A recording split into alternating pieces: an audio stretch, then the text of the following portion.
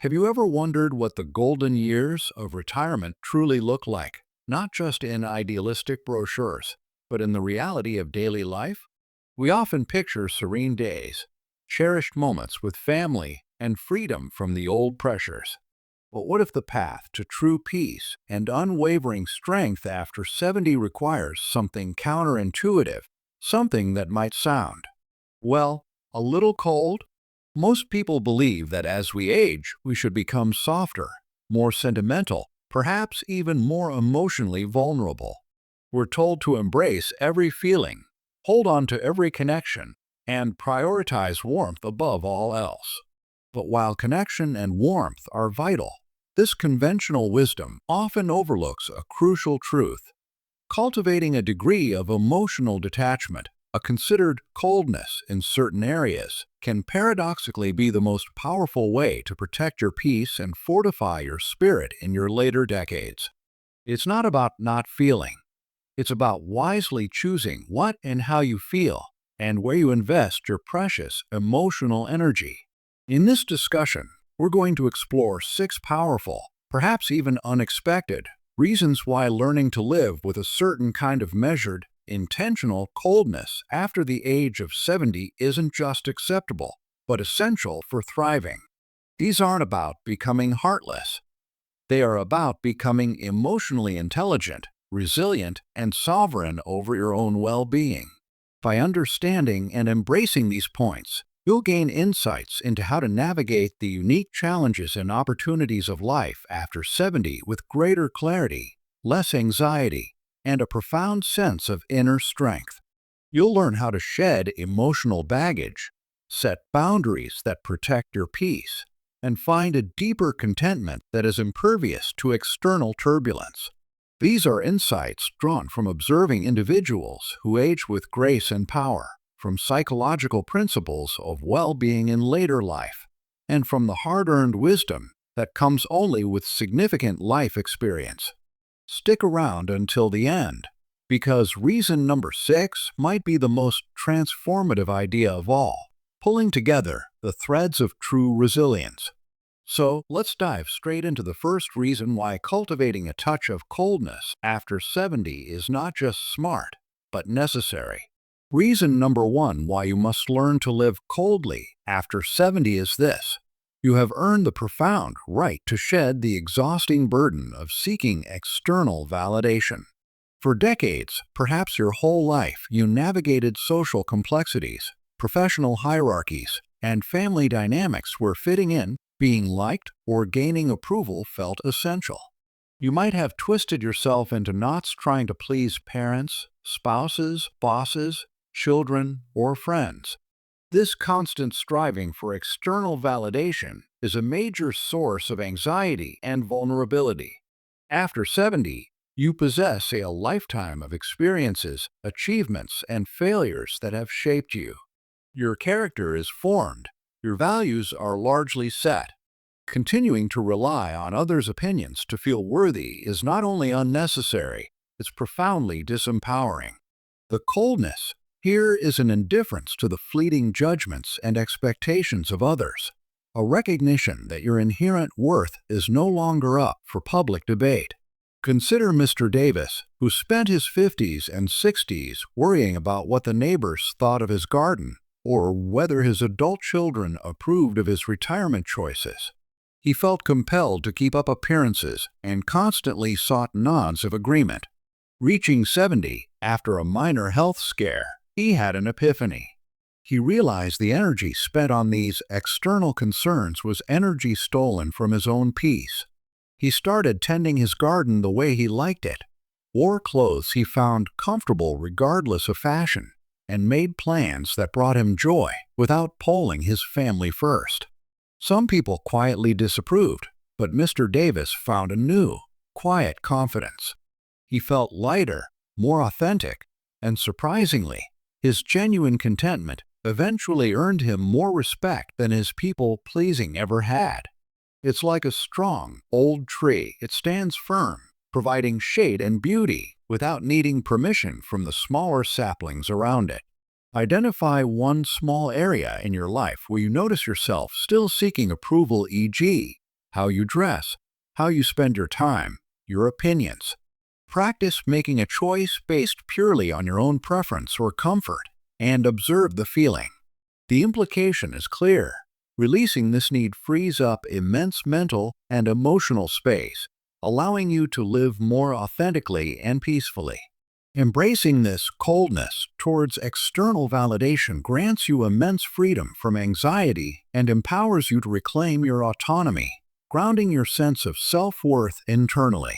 Reason number 2 for learning to live coldly after 70 is to protect your precious emotional energy by disengaging from unnecessary drama. Life at any age presents its share of genuine challenges and emotional moments. However, a significant portion of human suffering comes not from these unavoidable realities, but from getting entangled in the avoidable. Gossip, petty conflicts, other people's unresolved issues, or drama that simply doesn't concern you.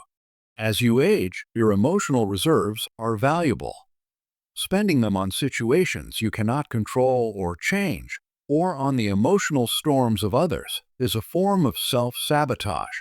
The coldness here is the disciplined ability to observe these situations with a calm detachment, to listen without taking sides, and to recognize when stepping back is the wisest course of action for your own well-being.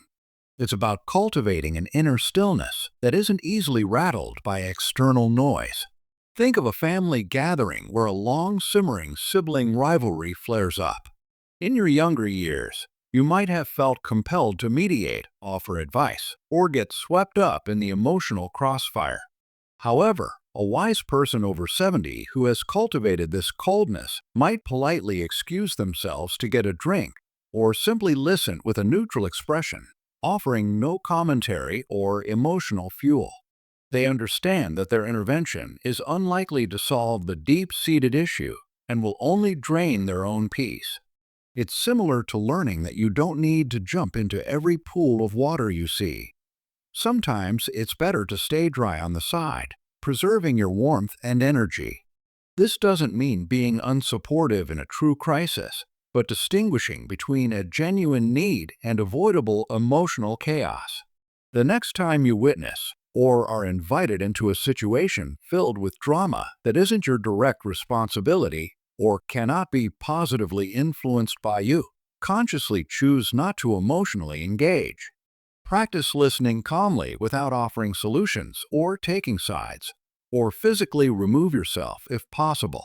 The implication is that by conserving your emotional energy, you have more vitality for activities and relationships that genuinely enrich your life and bring you joy. Mastering the art of disengaging from drama allows you to fiercely guard your inner peace and conserve your limited emotional energy for what truly matters, reducing stress and promoting tranquility. Reason number 3 why living coldly after 70 is crucial is found in the power of accepting what you cannot change with calm realism. Life after 70 inevitably brings changes that are outside your control. Physical limitations may arise. Cherished loved ones may pass away. The world around you will continue to evolve in ways you might not understand or agree with. Resistance to these realities, railing against them, dwelling in, if only scenarios, or constantly lamenting what was, is a primary source of suffering. This is where a form of coldness aligned with Stoic philosophy becomes incredibly valuable. It is not indifference to loss or change, but a clear-eyed, dispassionate acceptance of the facts of a situation without the added layer of emotional protest or despair. It's recognizing the difference between what is happening to you and your internal reaction to it. Consider someone who loved hiking but develops arthritis that makes long treks impossible. A person resisting this change might become bitter, resentful, and focused only on what they've lost. They might withdraw and feel victimized. A person who embraces cold acceptance, however, acknowledges the physical reality without excessive emotional overlay. They might think, okay, hiking as I knew it is no longer possible. That is a fact. This acceptance isn't resignation. It clears the mind to explore alternatives, gentler walks, different forms of exercise, finding joy in nature from a garden or a park bench. The coldness is in the initial factual assessment, which then allows for a warmer, more adaptive response. It's like acknowledging a cold front is coming. You can't stop it, but you can prepare wisely by putting on a warm coat rather than standing outside and complaining about the temperature.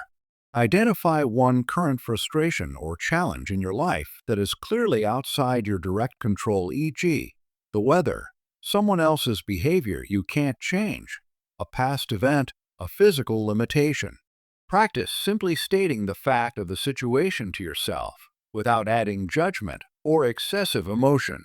Then, focus your energy on what is within your power, your attitude, your actions, your response.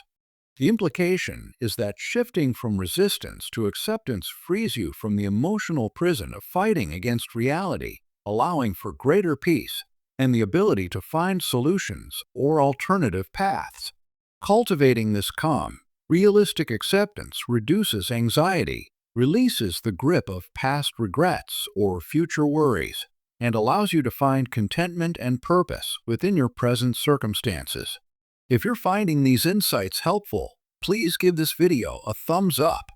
And let me know in the comments below which of these reasons resonates most strongly with you right now. Reason number 4 why learning to live coldly after 70 is essential for peace and strength is the absolute necessity of setting clear and non-negotiable boundaries. As individuals enter their 70s, they often possess valuable resources, time, experience, and sometimes financial stability. This can make them targets for requests, demands, or expectations from others, family members, friends, or even acquaintances that can quickly become draining. Being asked to babysit constantly, listen to endless complaints, lend money you can't spare, or commit to social engagements that exhaust you are common scenarios. Learning to say no, to limit your availability, and to clearly define what you are willing and able to do is not selfish. It is a fundamental act of self-preservation. The coldness here is the unwavering resolve and lack of guilt in enforcing these boundaries, even if it causes mild disappointment or pushback from others. Your peace and well-being are paramount. Consider Mrs. Rodriguez, who loved her grandchildren dearly but found herself expected to provide free, full-time childcare multiple days a week, leaving her exhausted and with no time for her own hobbies or friends. She felt guilty saying no, worried she'd be seen as unloving. After reading about the importance of boundaries in later life, she decided to implement a cold boundary. She told her children she would happily watch the grandchildren one set day per week for a limited number of hours and occasional evenings, but could no longer provide regular, extensive care. There was initial disappointment, but Mrs. Rodriguez held firm. She used her freed-up time to join a book club and volunteer at a local library, activities that energized her. She found her interactions with her grandchildren became higher quality because she wasn't resentful or exhausted. Setting the boundary was cold in its firmness, but it ultimately preserved the warmth and quality of her relationships, especially the one with herself. Identify one area where you feel your boundaries are being crossed or where you are giving too much of your time or energy out of obligation or guilt. Decide what your clear limit needs to be. Practice stating this boundary calmly and directly to the person involved without over-explaining or apologizing excessively. The implication is that by establishing and maintaining firm boundaries, you protect your physical and emotional health, prevent burnout, and maintain control over your own life and time, which is vital for peace. Setting clear, firm boundaries empowers you to protect your physical and emotional resources, prevent resentment, and maintain the autonomy necessary for a peaceful and fulfilling life after 70. Reason number 5 for embracing coldness after 70 is learning to prioritize your rich inner world over fleeting external pursuits and vanities. Much of life before 70 is often driven by external metrics, career advancement, accumulating wealth or possessions, raising a family, achieving social status. While these have their place, continuing to be primarily motivated by external validation, comparison with others, or the endless pursuit of more after 70 is a recipe for discontent. Society bombards us with messages about what we should be doing or having at every age. A form of coldness here is developing a dispassionate view of these external pressures and vanities, recognizing them for what they are, often superficial and ultimately unsatisfying. It involves shifting your primary focus inward, cultivating contentment from within, and finding deep satisfaction in simple pleasures, personal growth, and meaningful connections rather than material or status-driven achievements. Consider Mr. Chen, who retired after a successful business career. For the first few years, he felt restless, constantly comparing his retirement activities and travel plans to those of his former colleagues. He felt a pressure to be constantly busy and engaged in impressive pursuits. He was chasing external validation even in retirement. He then started meditating and spending time simply observing nature. He developed a cold realization that the constant striving was just a habit, no longer serving him. He found far deeper joy sitting quietly in his garden, reading books that expanded his mind, or having simple, heartfelt conversations with his grandchildren than he ever did trying to keep up with retirement trends. It's like realizing you've been climbing a ladder your whole life, only to reach the top and see the view wasn't what you expected. Coldness is acknowledging that and stepping off the ladder to find beauty on the ground level. Identify one activity you engage in primarily because you feel you should, or because it looks good to others, rather than because it genuinely brings you joy. Consciously reduce or eliminate it. Replace it with an activity that nourishes your soul, requires no external validation, and connects you with your inner self, e.g., reading, quiet contemplation, a creative hobby, spending time in nature. The implication is that true, lasting peace and fulfillment in later life come from cultivating inner richness, not from external acquisition or performance. Prioritizing your inner world over external pressures leads to deeper contentment, reduces stress, and allows you to discover profound joy and meaning in the simple, authentic moments of life after 70. Reason 6. Cultivating emotional resilience, not vulnerability. And finally, reason number 6 why learning to live coldly after 70 is paramount for peace and strength is the vital need to cultivate emotional resilience, rather than succumbing to excessive vulnerability. The later decades of life often involve facing significant losses, the passing of a spouse, siblings, or friends, the decline of physical health or independence, changes in social roles. While grief, sadness, and processing these changes are absolutely necessary and healthy, dwelling in a state of constant emotional fragility or expecting others to constantly cushion you is neither sustainable nor empowering. Emotional resilience is the capacity to experience difficult emotions, acknowledge pain, but then draw upon inner resources to cope, adapt, and continue engaging with life. The coldness here is not suppressing feelings, but cultivating a strong inner core that understands that while external circumstances can cause pain, they do not have to shatter your spirit or define your entire existence.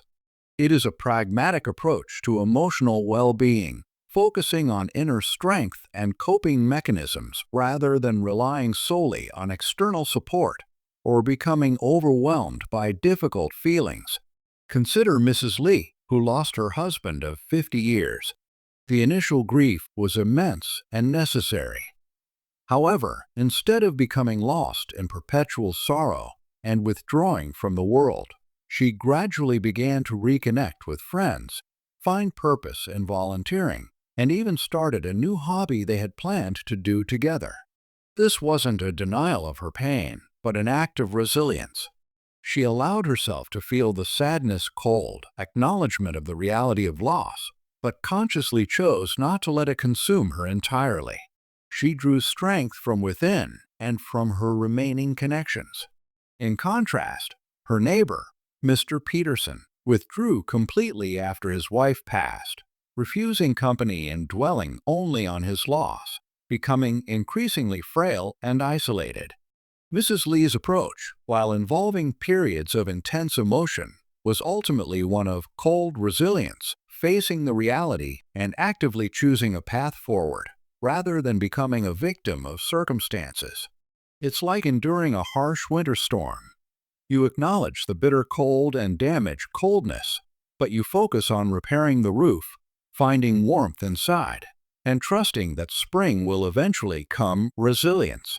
When faced with a disappointment, setback, or loss, even a minor one, practice acknowledging the feeling without letting it engulf you. Remind yourself of challenges you've overcome in the past. Identify one small, positive action you can take despite the difficult feeling, e.g., calling a friend, going for a short walk, listening to uplifting music. Focus on building your capacity to self-soothe and find inner strength. The implication is that cultivating emotional resilience allows you to navigate the inevitable difficulties of later life with greater fortitude, maintaining your independence and capacity for joy even amidst sorrow. Cultivating emotional resilience equips you to weather life's inevitable storms with greater strength, prevent prolonged suffering, maintain your independence, and ultimately find peace, even in the face of loss and change after 70. These 6 reasons highlight a powerful shift in perspective. Now, let's bring it all together. As we've explored through these 6 powerful reasons, embracing a certain form of coldness after the age of 70 isn't about suppressing your humanity or becoming uncaring. Instead, it's about a profound act of self-preservation and self-respect. It's about cultivating emotional wisdom, shedding the need for external validation, wisely disengaging from unnecessary drama, calmly accepting what you cannot change, setting and holding firm boundaries, prioritizing the richness of your inner world, and building unwavering emotional resilience. This isn't a call to live without feeling, but a call to live with intention and discipline. It's about choosing where your precious emotional energy is spent and refusing to be swayed by the trivial, the uncontrollable, or the demands of others at the expense of your own peace and strength. It's the recognition that in your later years, your primary responsibility shifts inward to nurture your own well-being and cultivate a state of serene power. The beautiful truth is, you have the accumulated wisdom and perspective of a lifetime to implement these changes. It is never too late to start cultivating this kind of emotional sovereignty. This phase of your life holds the potential to be one of the most peaceful, fulfilling, and authentically powerful periods, precisely because you have the capacity to filter out the noise and focus on what genuinely matters. You have the strength within you to claim this peace. So ask yourself, which of these 6 reasons resonates most deeply with you right now? Which area of your life feels most drained by emotional entanglement or external pressure? Where can you start practicing a touch more intentional coldness today to gain greater peace and strength? Thank you so much for watching and joining this discussion. If you found these insights valuable, please give this video a like. It truly helps the channel. Subscribe for more content on aging wisely and living a life of purpose and strength. Share this video with anyone you think might benefit. And most importantly, I'd love to hear your thoughts. Let me know in the comments below.